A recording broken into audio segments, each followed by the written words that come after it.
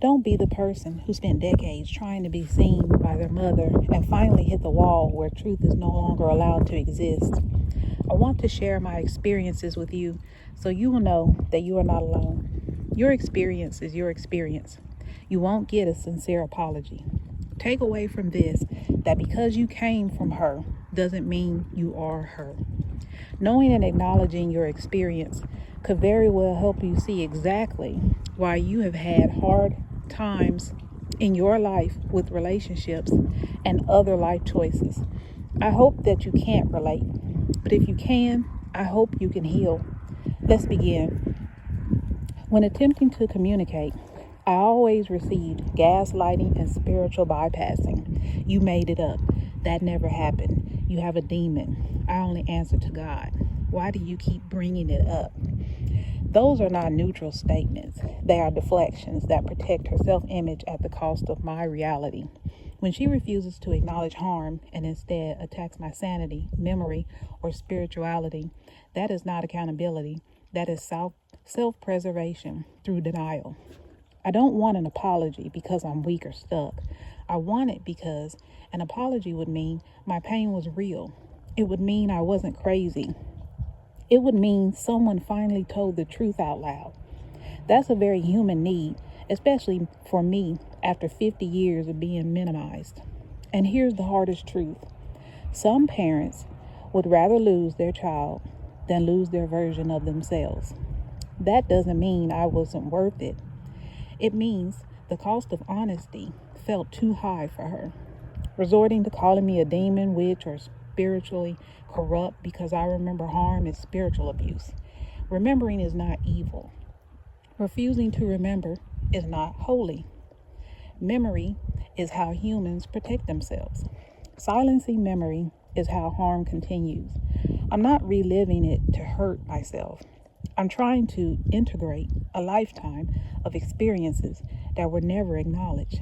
That's not possession. That's unresolved grief. One child becomes the child who can do no wrong, the one whose behavior is excused, the one protected from accountability. Another child becomes the problem, the one whose reactions are remembered forever, the one blamed for naming the truth. That doesn't happen because one child is worse. It happens because one child tells the truth out loud. Families often punish the truth teller. Anger makes sense, not because she hurt me only in the past, but because she hurts me again in the present by refusing to see me. I wasn't asking her to grovel. I wasn't asking her to fix the pain. I was asking her to witness my pain, and she chose denial. That is a fresh wound. I do not need her agreement for my life to be true. I do not need her apology for my pain to matter.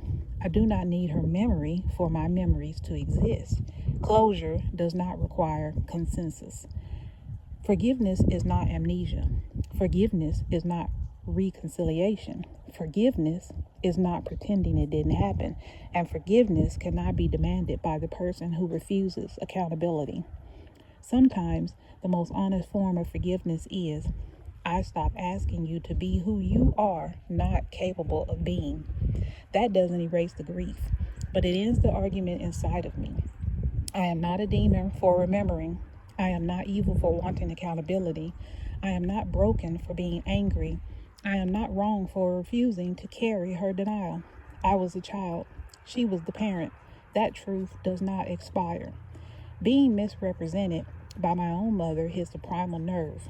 Let's talk about how I stopped carrying a role that was assigned, not earned.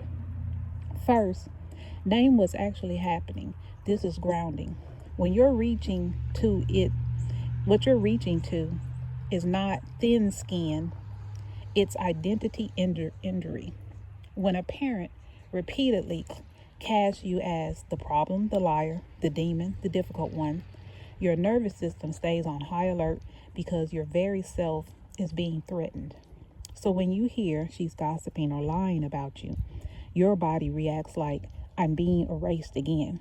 That anger is protective, not sinful. Separate who you are from the role. Say this, even if you don't believe it yet. The villain role belongs to her story, not my identity. Roles exist to stabilize dysfunctional systems. The villain absorbs blame so others don't have to face truth. You didn't become the villain because you're bad. You became it because you wouldn't stay silent. Stop trying to correct the narrative. Every time you try to explain, prove, defend, clarify to people who already sided with her, you re-enter the courtroom where she's the judge. That courtroom is rigged. Silence here is not surrender. It's refusal to perform. A quiet line you can use if needed. That's not how I experienced it, and I'm not discussing it. Then stop. Build an internal witness. This rewires things. You didn't just lose a mother's protection, you lost a witness to your reality. So you build one. Practice this when the anger flares. Place a hand on your chest. Say out loud if possible, I know what happened. I believe me. It sounds simple. It's not. It's reparative. Over time, your nervous system stops looking outward for validation. Grieve the fantasy, not the person. This part hurts the most. You are not grieving her. You are grieving the mother who could say, I'm sorry. The mother who could hold pain without deflecting. The mother who chose truth over image. Let that grief be real. Anger often softens once grief is allowed to exist underneath it. Stop moralizing your anger. You were taught anger equals demon, memory equals bitterness, boundaries equal rebellion. That's conditioning. Anger is a boundary emotion. It shows your dignity was violated. It shows you where dignity was violated. The goal is not to erase anger. The goal is to let it inform, then release. Try asking, what is this anger asking me to protect right now? Decide who gets access to your story.